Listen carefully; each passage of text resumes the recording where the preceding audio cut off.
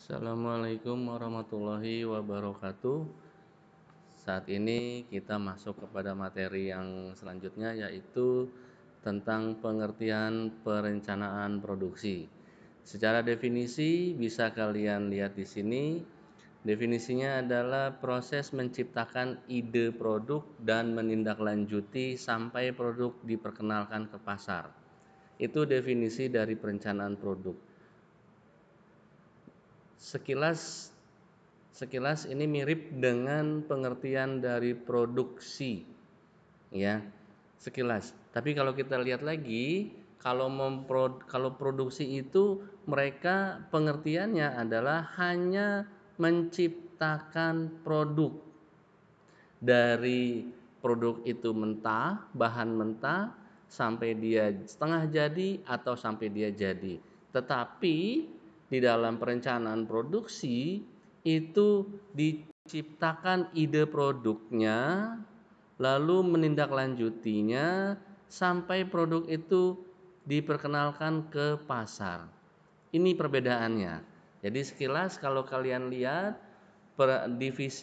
definisi dari perencanaan produksi dengan produksi itu sekilas mirip, tapi di sini ada perbedaannya, yaitu proses menciptakan ide produk, idenya, ya, idenya. Tapi tidak hanya menciptakan idenya saja, tapi di sini juga sampai dia memperkenalkan produk itu ke pasar. Ya, jadi secara akumulatif perencanaan produksi lebih besar daripada produksi itu sendiri. Ya, itu definisinya. Jadi jangan kalian salah dalam mendefinisikannya. Selanjutnya, perusahaan harus memiliki strategi cadangan apabila produk gagal dalam pemasarannya, termasuk diantaranya eksistensi produk atau perbaikan, distribusi, perubahan harga, dan promosi. Nah, jadi dalam perencanaan produksi, suatu perusahaan harus menciptakan idenya dulu, lalu ditindaklanjuti dengan memperkenalkan ke pasar, dan perusahaan harus memiliki yang namanya cadangan strategi apabila produknya gagal, apabila produknya tidak sesuai dengan yang diharapkan, termasuk diantaranya, ya, untuk produk perbaikan, distribusi, perubahan harga, ataupun promosi. Jadi lebih luas lingkupnya dalam definisi perencanaan produksi. Selanjutnya, 5 dimensi spesifik yang berhubungan dan laba biasa digunakan untuk menilai kinerja usaha mengembangkan produknya. Jadi ada 5 dimensi spesifik yang berhubungan dengan laba dan biasa digunakan untuk menilai kinerja. 1. Kualitas produk. Kedua, biaya produk. Ketiga, waktu pengembangan. Keempat, biaya pengembangan. Kelima, kapabilitas pengembangan. Kualitas produk, seberapa bagusnya produk yang dihasilkan dari upaya mengembangkan dan memuaskan kebutuhan pelanggan. Jadi produknya itu kualitasnya bagaimana? Apakah kualitasnya tingkat A yang paling bagus, tingkat B di bawahnya, tingkat C yang rata-rata, atau tingkat D yang paling jelek? Ya, itu akan mempengaruhi pangsa pasar. Pangsa pasar di sini adalah pengertiannya adalah seberapa besar konsumen yang dapat kita raih, bukan seberapa besar pasarnya, ya, tapi seberapa banyak konsumen yang dapat kita raih yang bisa menggunakan produk kita. Itu yang dikatakan dengan pangsa pasar. Yang kedua, biaya produk. Biaya untuk modal peralatan dan alat bantu serta biaya produksi setiap unit disebut biaya manufaktur. Nah, apa biaya manufaktur produk? Biaya membuat produksi. Biaya membuat produk itu sendiri, mulai dari biaya alatnya, biaya bahannya, biaya produksi, Itu semua disebut biaya manufaktur produk. Ya, biaya produk menentukan berapa besar laba yang dihasilkan, ya, dan volume penjualan dan harga penjualan tertentu, iya. Misalkan satu buah roti biaya produksinya adalah 5.000 atau 4.000, tidak mungkin dijual dengan harga 3.000, bisa rugi. Tidak mungkin dijual dengan harga 4.000, sayang, tidak dapat untung. Lalu mereka menjualnya dengan harga 5.000 dengan mengharapkan laba sebanyak Rp1.000 untuk satu unit barang. Ya, jadi tadi saya katakan biaya produk menentukan berapa besar laba yang dihasilkan oleh perusahaan pada jumlah penjualan dan harga penjualan tertentu. Harganya 4.000 nggak mungkin dijual 4.000 juga, dijualnya 5.000. Mengharapkan sebuah laba. Ketiga, waktu pengembangan produk. Waktu pengembangan di sini akan menentukan kemampuan perusahaan dalam berkompetisi.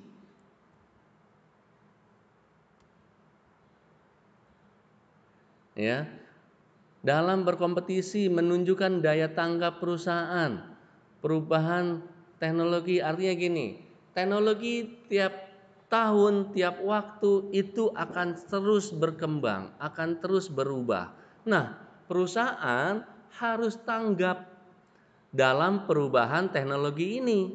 Jangan sampai dia tidak tanggap terhadap perubahan teknologi yang akhirnya nanti akan mengurangi atau akan merugikan dari produsen. Yang lainnya sudah pakai teknologi maju, teknologi otomatis, sedangkan perusahaan kamu masih pakai teknologi yang lama. Itu akan mempengaruhi semuanya, ya. Keempat, biaya pengembangan. Biaya pengembangan merupakan salah satu komponen yang penting dari investasi. Buat apa? Untuk dilakukan pencapaian profit atau keuntungan. Perlu biaya pengembangan? Perlu, sangat perlu. Kenapa? Karena tadi saya katakan teknologi itu akan berkembang terus-menerus, akan dinamis. Tidak ada teknologi yang statis. Contohnya handphone. Pada saat handphone diciptakan pertama kali hanya sekedar untuk berbicara saja. Sampai sekarang handphone ada yang namanya smartphone. Dia bisa melakukan pekerjaan apapun. Ya, bisa dia untuk foto, untuk mendengarkan radio, untuk menonton TV dan sebagainya. Itu pengembangan, ya. Sehingga perlu diadakan yang namanya biaya pengembangan. Terakhir, kapabilitas pengembangan merupakan aset yang dapat digunakan oleh perusahaan. Kita harus cari dulu orang-orang yang punya kapabilitas, yang punya kemampuan dalam mengembangkan, yang dalam perusahaan dia bisa menggunakan teknologi itu sehingga mengembangkan produk menjadi lebih efektif di masa yang akan datang. Oke, selanjutnya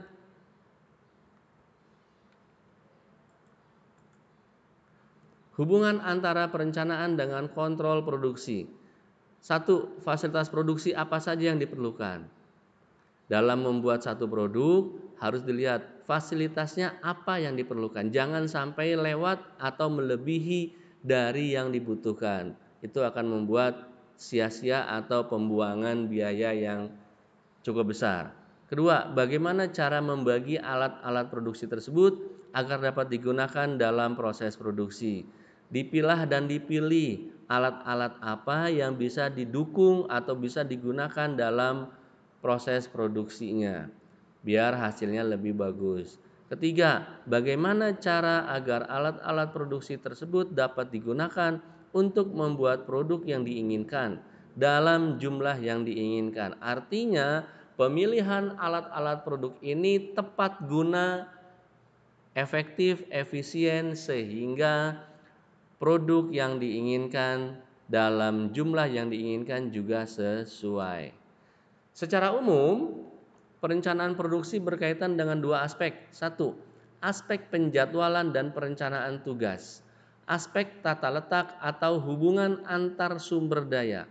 Perencanaan produksi bersifat dinamis, artinya perencanaan produksi selalu berubah-ubah sesuai dengan adanya perubahan rencana yang mungkin terjadi. Tadi saya katakan, contohnya adalah teknologi. Dia bersifat dinamis. Dalam hidup ini semuanya bersifat dinamis, tidak ada yang statis. Coba kamu bayangkan kalau hidup kamu statis, normal saja, tidak ada sedihnya, tidak ada sukanya, ya, normal, itu akan sangat membosankan dan akan merugikan. Begitupun dalam berproduksi, harus bersifat dinamis, harus bersifat lebih baik lagi dari hari yang akan datang. Lanjut, fungsi kontrol produksi. 1. Menjaga agar produksi bisa berjalan sesuai dengan rencana. Mengamati kemajuan produksi dan mencatat kekurangannya. Apa-apa saja yang kurang dicatat. Untuk apa? Di follow up di kemudian hari. Ketiga, menganalisa data yang dicatat dan dihitung kesalahannya. Tidak hanya nomor 2, tidak hanya asal dicatat, tapi juga nomor 3 harus dianalisa, harus hitung apa kesalahannya, bagaimana kesalahannya. Ya, keempat, mengambil langkah langsung untuk mengoreksi kesalahan. Nah, ini follow up-nya, ya. Nomor 5, meneruskan laporan kontrol produksi kepada bagian perencanaan untuk ditindaklanjuti. Jadi ini akan sangat berkaitan. Nomor 1 dasarnya, nomor 2, nomor 3, 4, 5 ini berkaitan. Ada kesalahan, ada kekurangan dicatat. Setelah dicatat dianalisa, dihitung berapa kesalahannya. Lalu diambil langkah langsung untuk koreksinya. Bagaimana agar ini lebih baik lagi.